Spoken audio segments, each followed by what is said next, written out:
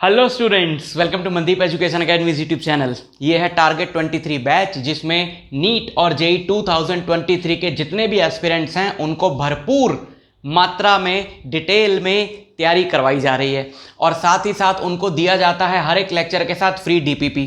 ये सारी डिटेल्स आप डिस्क्रिप्शन में देख सकते हो जाके। और सबसे बड़ी बात है कि हर एक वीडियो के साथ अब आप जीत सकते हो बुक्स की हार्ड कॉपीज। जितनी भी आपकी बुक्स हैं जो आपको नीट और जेई की प्रिपरेशन के लिए चाहिए, डीसी पांडे हो, एचसी वर्मा हो, प्रदीप हो, एसएल अरोड़ा हो, बीएम शर्मा हो, 33 इयर्स एमटीजी बुक हो, एनसीईआरटी एट फिंगर टिप्स हो, जो भी बुक आपको चाहिए हर एक लेक्चर के साथ आप उस बुक को जीत सकते हो हमारे गिव अवेज में। कैसे आपको वो बुक मिल सकती है उसकी पूरी इंफॉर्मेशन नीचे डिस्क्रिप्शन में दी हुई है। ठीक है, तो तैयारी भी कराएंगे और रिसोर्सेज की भी कमी नहीं होने देंगे। हम भी ग्रो करेंगे और साथ ही साथ आपका भी फायदा करेंगे। तो बढ़ाते हैं बच्चों इस लेक्चर को आगे। और आज के लेक्चर में हम लोग पढ़ेंगे, कल के लेक्चर में हमने क्या किया था, फ्रिक्शन स्टार्ट किया था, तो फ्रिक्शन को आगे बढ़ाते हैं थोड़ा सा। और आज के लेक्चर में बहुत इंपॉर्टेंट चीज हम पढ़ने वाले हैं, थंबनेल में आपने देख लिया होगा, ये है angle of friction and angle of repose. तो शुरू करते हैं सबसे पहले एंगल ऑफ फ्रिक्शन से। Angle of friction, angle of friction. Angle of friction क्या होता है बच्चों? देखो, जैसे कि एंगल ऑफ फ्रिक्शन आपको बताता हूं क्या होता है और फिर उसकी इंपॉर्टेंस बताता हूं कि एंगल ऑफ फ्रिक्शन हमको पढ़ना ही क्यों है, निकालना ही क्यों है। तो जैसे ये एक ब्लॉक है, ठीक है, इस ब्लॉक का मास आप m ले लो, कुछ भी ले लो, और आप इस ब्लॉक को इस तरफ एक फोर्स कैपिटल F से मूव कराने की कोशिश कर रहे हो और ये मूव नहीं कर रहा है। और ये जो फोर्स है, कल का लेक्चर देख के आए हो ना, ये जो फोर्स है ये लिमिटिंग फ्रिक्शन के बराबर है। मतलब इससे 0.1 न्यूटन फोर्स भी ज्यादा लगेगी तो ये ब्लॉक इधर मूव कर जाएगा। इसका मतलब है इस तरफ जो फोर्स लग रही है वो क्या है वो है फोर्स ऑफ लिमिटिंग फ्रिक्शन यानी FL। तो यहां पे एंगल ऑफ फ्रिक्शन कहां फिट होता है भाई? एंगल ऑफ फ्रिक्शन को हम लोग रिप्रेजेंट करने वाले हैं थीटा से। ठीक, ऐसे बता रहा हूं जैसे कोई नया सा सिंबल हो, थीटा ही यूज करते हैं भाई ज्यादातर एंगल्स के लिए। ठीक है, सो कहां फिट होता है यहां पर angle of friction? Angle of friction ये है फोर्स ऑफ लिमिटिंग फ्रिक्शन। ठीक है, इसको पैरेलल पैरेलल अगर मैं यहां पे बनाऊं तो कोई दिक्कत नहीं है। ठीक, अच्छा, ये है नॉर्मल रिएक्शन N, ये है नॉर्मल रिएक्शन N और ये है फोर्स ऑफ लिमिटिंग फ्रिक्शन। इन दोनों का कुछ रिजल्टेंट होगा। अगर मैं पैरेललोग्राम कंप्लीट करूं ऐसे,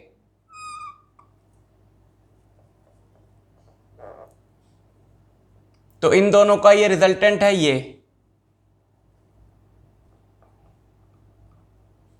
R।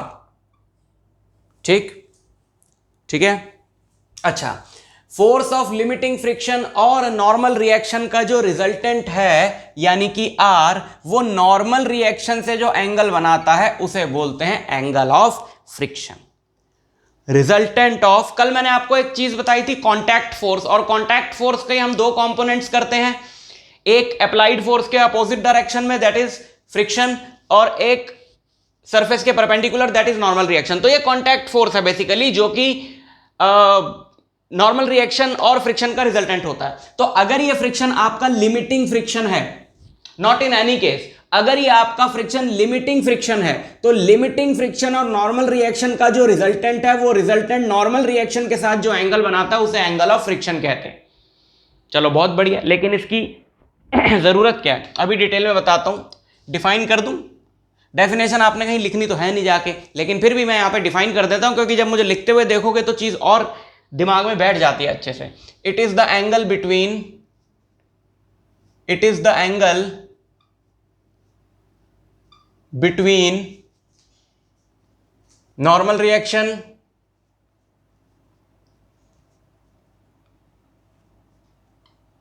and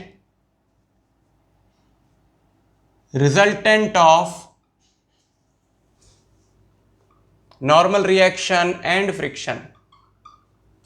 normal reaction, sorry क्या लिख रहा हूं मैं, it is the angle between normal reaction and result, yes सही तो बोला, नॉर्मल रिएक्शन एंड फ्रिक्शन। ठीक है, it is the angle between normal reaction and resultant of normal reaction and friction. Friction कौन सा? Limiting friction. ठीक,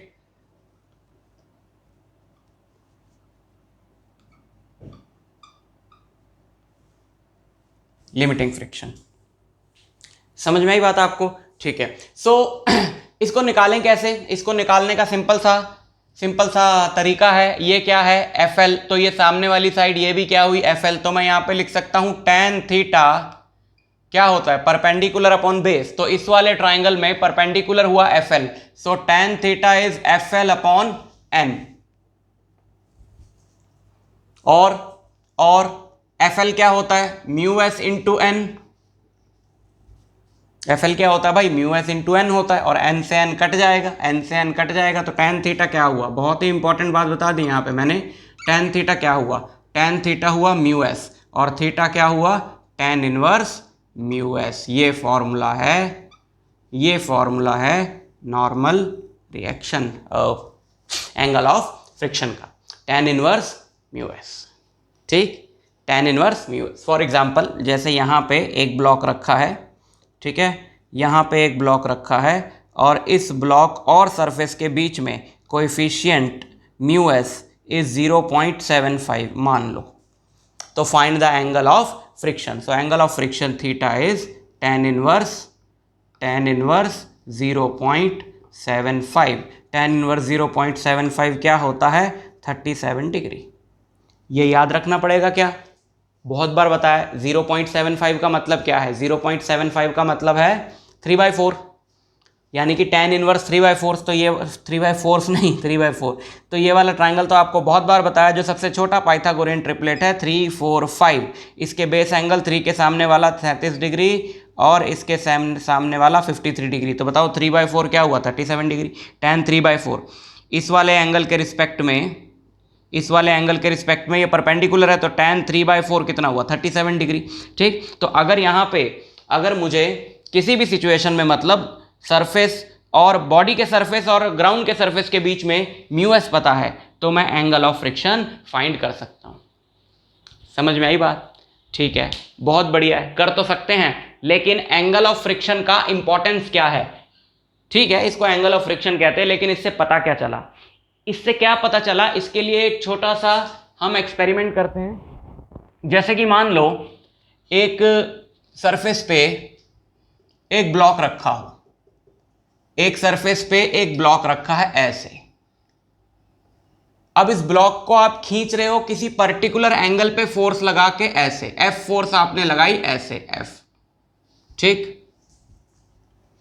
ऐसे खींचते हैं ना, रस्सी वस्सी बंधी होती है, जैसे बच्चे ऐसे डब्बा खींचते हैं, डब्बा सा खींचते हैं, टॉय होता है वो उनका, ऐसे रस्सी बांध के। हम अगर कोई छोटी सी ऐसी चीज पड़ी है, तो हम उसको ऐसे हॉरिजॉन्टली तो नहीं खींचते ना, हम ऐसे टेढ़ा एंगल पे खींचते हैं। तो हम क्या चाहते हैं? हम ये देखना चाहते हैं कि मुझे मिनिमम कितनी फोर्स लगानी पड़े।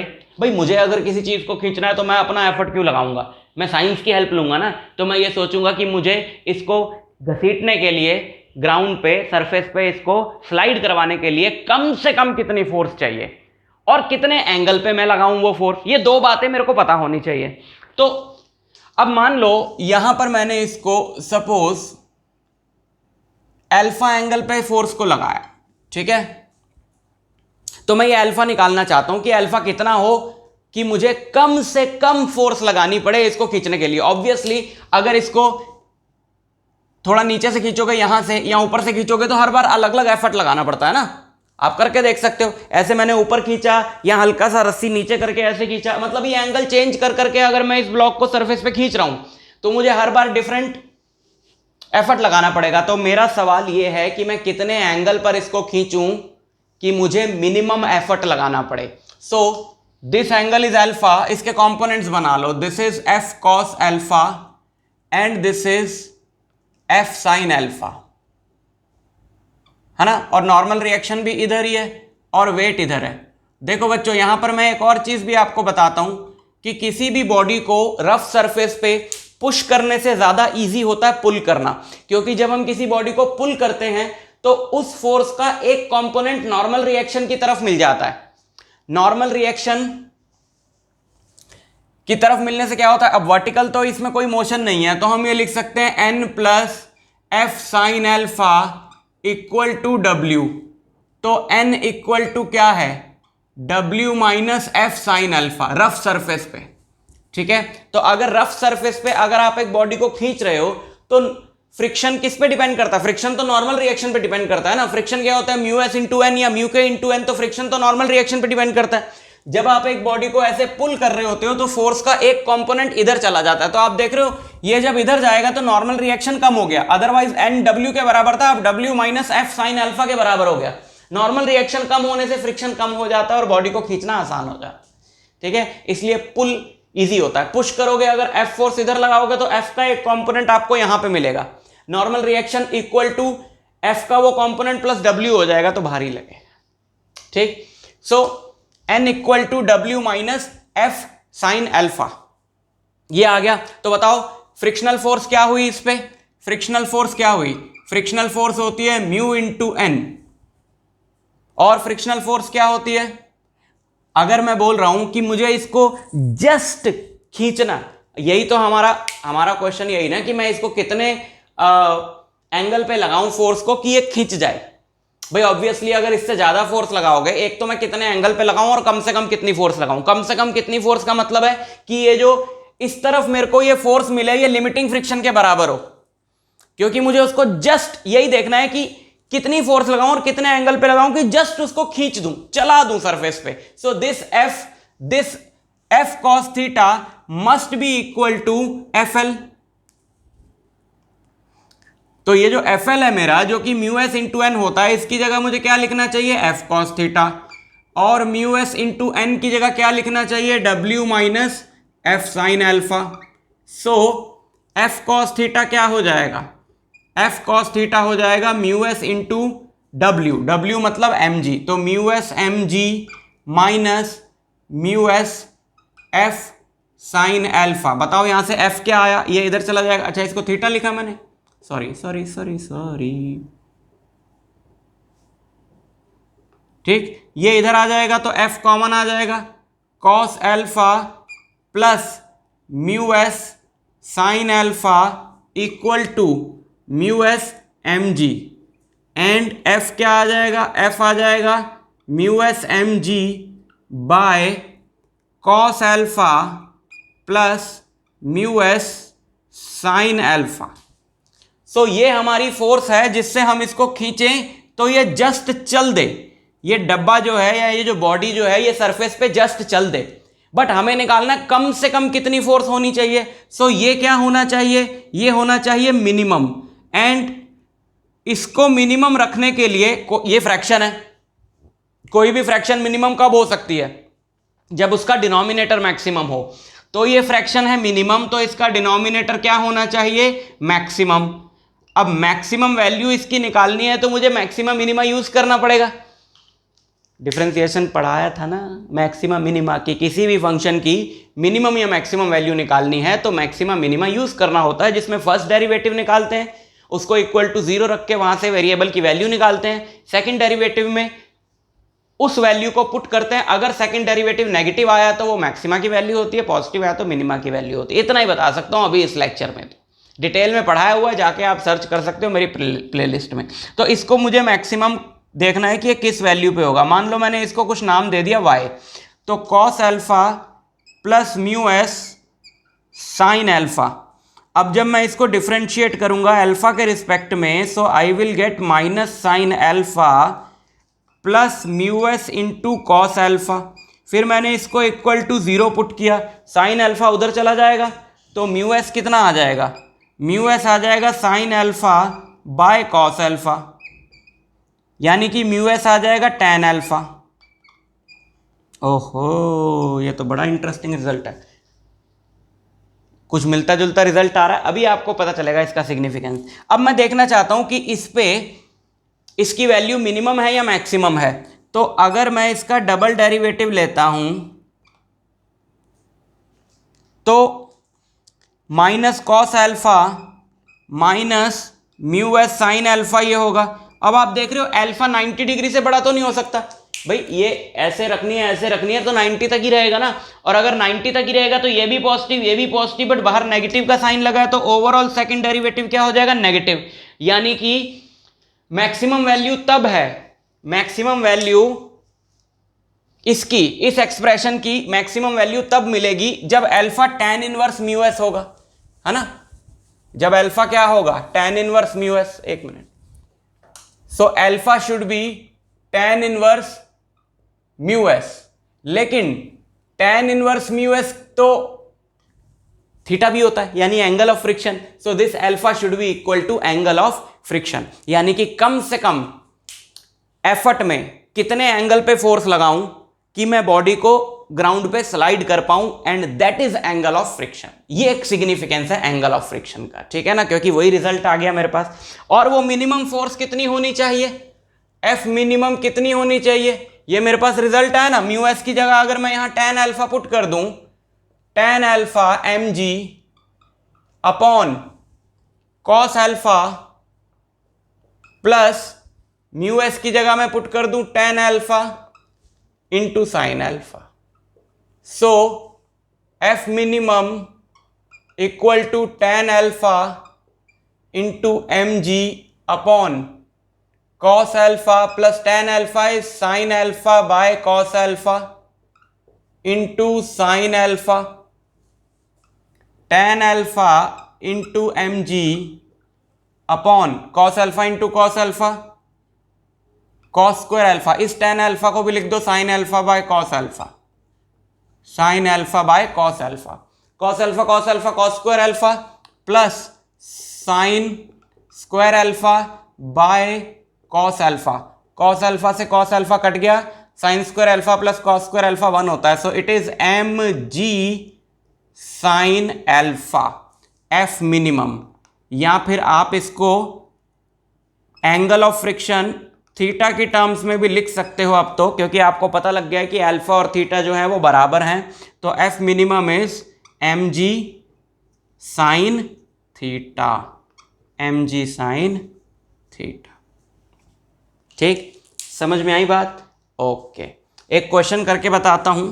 जैसे मान लो यहां पे ग्राउंड पे एक ब्लॉक रखा है, ग्राउंड पे एक ब्लॉक रखा है, ये रहा, और बोला है कि ग्राउंड और इसके बीच में coefficient of static friction is 0.75, ऐसा बोला है हमको।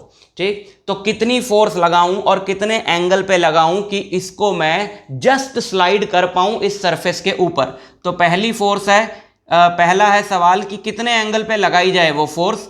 ये जो एंगल है this should be equal to the angle of friction theta.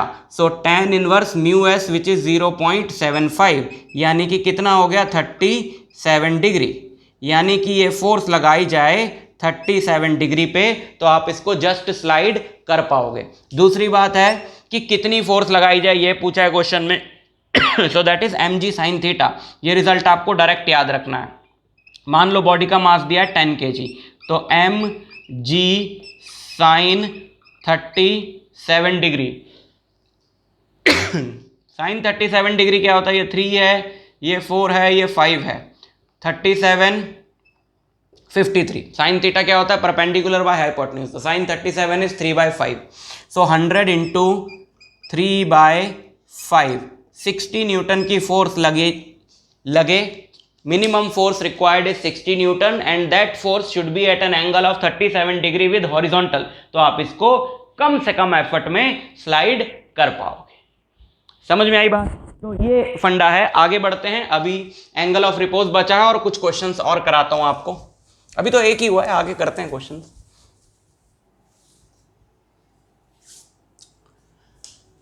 Angle of repose,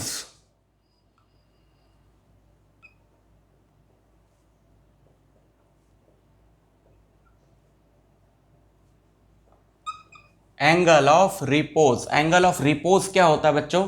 देखो, जैसे अगर एक बॉडी एक फ्लैट सरफेस पे पड़ी है, ठीक है, और मैं उस फ्लैट सरफेस को किसी तरीके से ऐसे इंक्लाइन करना शुरू करूं।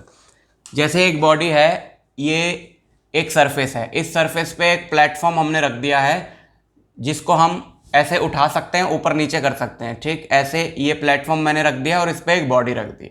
अभी तो ये बॉडी रेस्ट पे है क्योंकि हम इसको ना इधर पुश कर रहे हैं, हम इसको कोशिश कर ही नहीं रहे स्लाइड करने की, तो बॉडी रेस्ट पे है, ये सिस्टम ऐसे रखा हुआ है। ठीक है, अब हमने इस प्लेटफॉर्म को सपोज इधर से उठाना शुरू किया।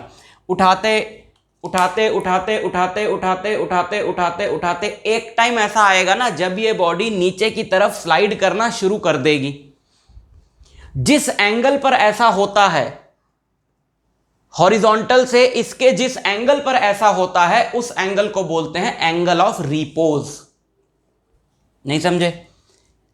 जैसे मान लो इसको लिफ्ट करते करते करते करते करते और मैं इतने एंगल पर ले आया, अल्फा एंगल पर, अल्फा एंगल पर मैं इसको ले आया और उसके बाद ये बॉडी जस्ट नीचे की तरफ स्लाइड करना शुरू कर दी।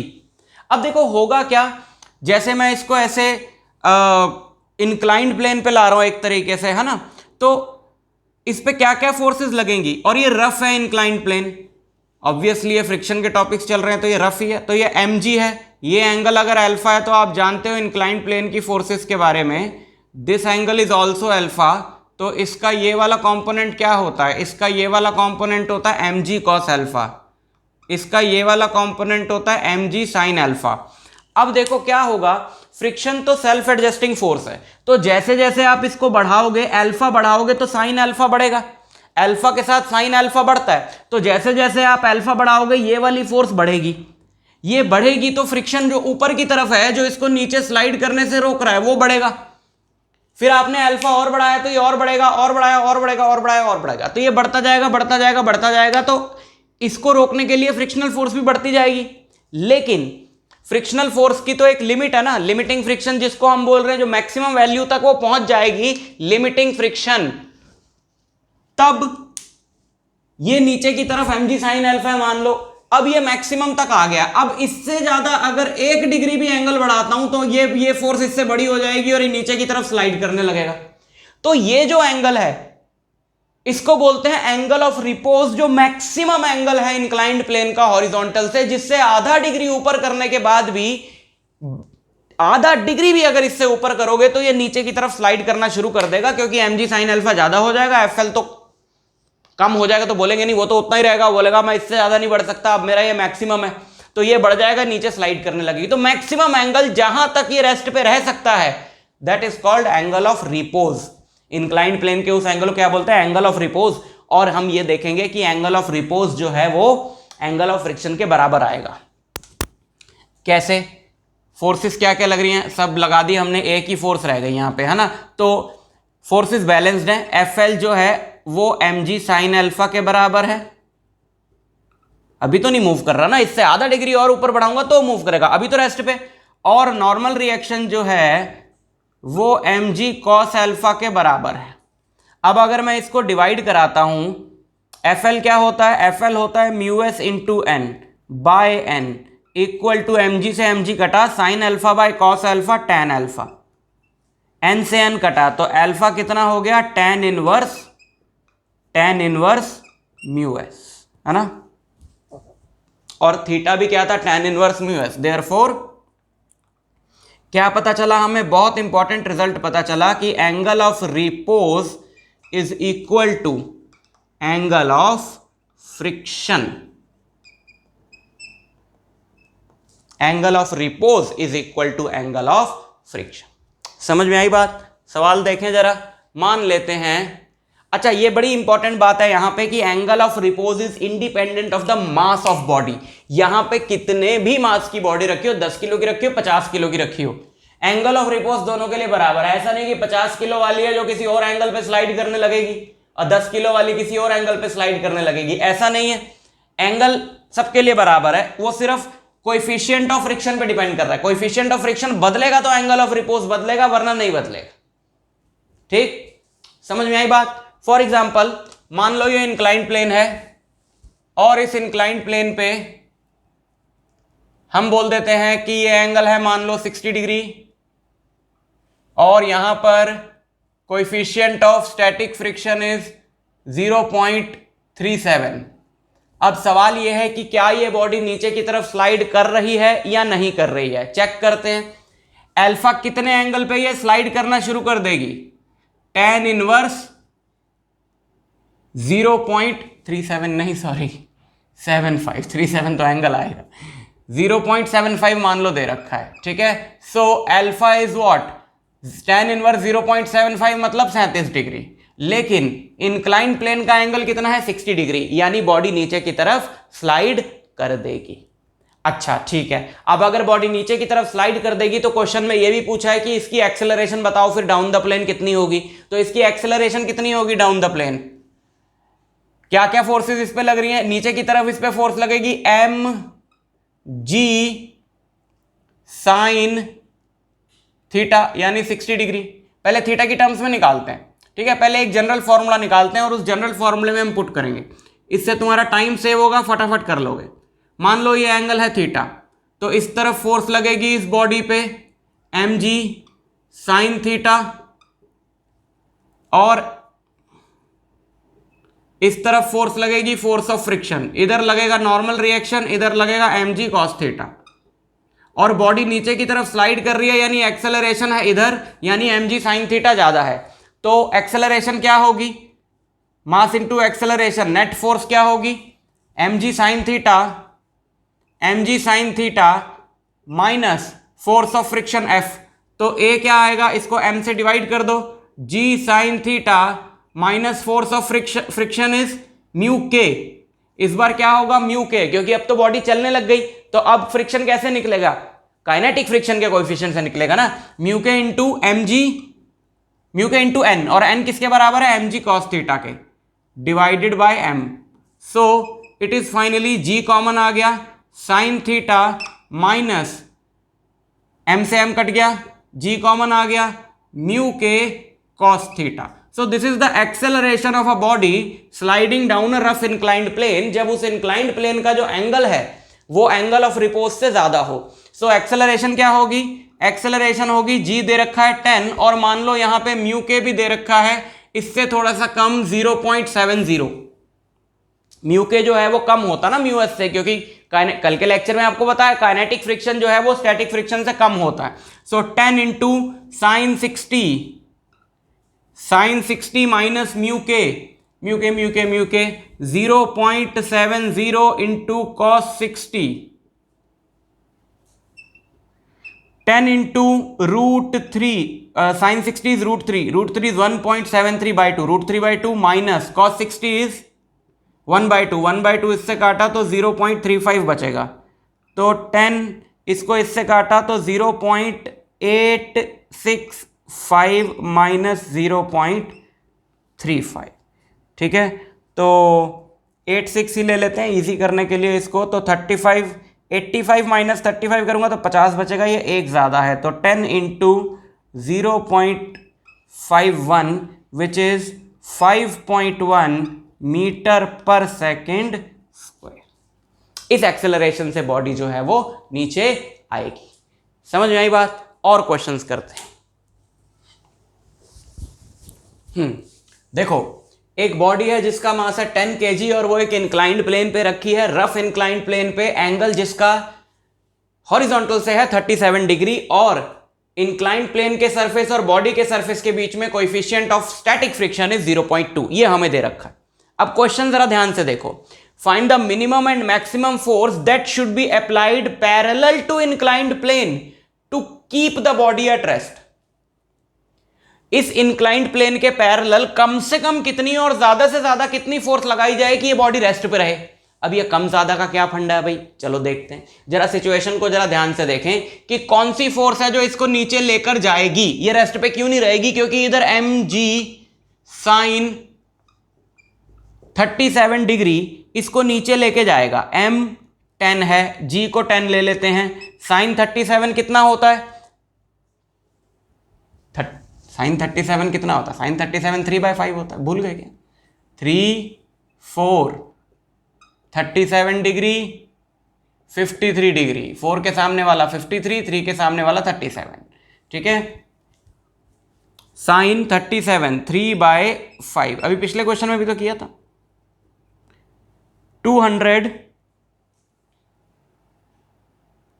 20 क्यों लिखा मैंने 20 इंटू 3 60 न्यूटन, यानी कि नीचे की तरफ इसको फोर्स कितनी लेके जाना चाहती है 60 न्यूटन, लेकिन इसको बचाएगा कौन नीचे जाने से, इसको बचाएगा फ्रिक्शन। तो फ्रिक्शन इस पे कितना लगेगा, फ्रिक्शन इस पे लगेगा, मैक्सिमम वैल्यू मतलब कितनी है फ्रिक्शन की हमारे पास available, that is mu S into N. Mu S है 0.2, एन होता है, एन के सामने क्या है, एन के सामने है M G cos 37। So n की जगह हम क्या लिखेंगे, m ji cos 37। Cos 37 is 4/5, 4/5 2, तो ये कितना हो गया, 2 इंटू 2 4, 4 इंटू 4 16, यानी कि 16 न्यूटन ही है फ्रिक्शन, तो सिर्फ मैक्सिमम अवेलेबल हमारे पास। तो ये कहां रुकेगा, ये तो स्लाइड कर जाएगा, है ना। इस पे 60 न्यूटन नीचे की तरफ लग रहा है और ऊपर की तरफ 16 न्यूटन लग रहा है सिर्फ, तो नेट फोर्स कितनी हुई 44 Newton. 60 minus 16, 60 minus 16 yes 44 Newton की नेट फोर्स से तो नीचे स्लाइड कर जाएगा। तो इसको स्लाइड करने से रोकने के लिए मुझे क्या करना पड़ेगा, मुझे इंक्लाइंड प्लेन के पैरेलल ऊपर की तरफ 44 न्यूटन की फोर्स लगानी पड़ेगी कम से कम। सो मिनिमम फोर्स जो मुझे लगानी है इसको रोकने के लिए, अब ये मिनिमम मैक्सिमम का फंडा क्या है अभी बताता हूं। 60 माइनस 16 यानी कि 44 न्यूटन, ठीक है। ये तब जब उसमें नीचे जाने की टेंडेंसी हो। अब सपोज मान लो अगर इसमें ऊपर जाने की टेंडेंसी, अब खुद तो जाएगा नहीं ऊपर, मान लो इस पे ऐसे एक फोर्स लग रही है कि ये ऊपर जाना चाह रहा है, लेकिन जब ये ऊपर जाना चाहेगा तो फ्रिक्शन नीचे की तरफ लगेगा। भाई फ्रिक्शन का काम है उल्टी डायरेक्शन में लगना, अभी तो ये नीचे जाना चाह रहा है तो फ्रिक्शन ऊपर लग रहा है, अगर ये ऊपर जाना चाहेगा तो फ्रिक्शन नीचे लगेगा। तो वो सिचुएशन ऐसी होगी जहां पर इसमें एम जी साइन 37 डिग्री भी यहीं लगेगा और फ्रिक्शन भी इसी डायरेक्शन में लगेगा। उस केस में मुझे इधर कितनी फोर्स लगानी पड़ेगी, F, ताकि फोर्सेस बैलेंस हो जाएं। उस केस में मुझे फोर्स जो ऊपर लगानी पड़ेगी वो होगी mg साइन 37 प्लस F, और mg साइन 37 क्या है, ये तो रहा mg साइन 37 60, और फ्रिक्शनल फोर्सेस 16 यानी कि 76 न्यूटन। तो F मैक्स कितना आ गया, 76 न्यूटन। समझ में आई बात, समझ में आई। तो minimum forces 44 Newton, maximum forces 76 Newton, ठीक, समझ में आई बात। तो ये फंडे थे एंगल ऑफ फ्रिक्शन और एंगल ऑफ रिपोज के। काफी इंपॉर्टेंट चीजें मैंने आपको इसमें बताई, क्वेश्चंस भी कराए, और बिल्कुल इस तरह के क्वेश्चंस आपकी प्रैक्टिस के लिए मैंने एक वर्कशीट बना दी है जिसका लिंक नीचे डिस्क्रिप्शन में दिया हुआ है। वर्कशीट्स टेलीग्राम चैनल पे अवेलेबल हैं, अभी डायरेक्ट लिंक भी मैं डिस्क्रिप्शन में देने शुरू कर दूंगा, बट टेलीग्राम चैनल ज्वाइन कर लो, उसमें वर्कशीट्स में भेजता रहता हूं। आज वाले लेक्चर की भी वर्कशीट आपको अभी मिल जाएगी जस्ट थोड़ी देर में टेलीग्राम ग्रुप में, तो आप प्रैक्टिस कर लेना कल तक। कल का लेक्चर मैं लेकर आ रहा हूं बहुत और इंपॉर्टेंट टॉपिक्स पे, ब्लॉक ऑन ब्लॉक प्रॉब्लम्स जिनको बोलते हैं, वीक वाइज शेड्यूल में बहुत ही जल्दी शेयर करने वाला हूं, कि ताकि आपको पहले से ही पता हो कि किस दिन कौन सा लेक्चर आना है, तो आपको अपनी जो तैयारी करनी है उस लेक्चर को देखने के लिए वो आप कर सकें, ठीक। और भी बहुत कुछ है, गिव अवेज तो है ही हैं, नीचे डिस्क्रिप्शन में जाके देख लो यार किस तरीके से आपको बुक मिल सकती है, कहीं आपसे कोई बुक मिस ना हो जाए। 50 लाइक्स पे, 100 लाइक्स पे, 150 लाइक्स पे, तो कमेंट करते रहो, लाइक करते रहो। मैं आपसे मिलता हूं नेक्स्ट वीडियो लेक्चर में, तब तक के लिए ऑल द वेरी बेस्ट।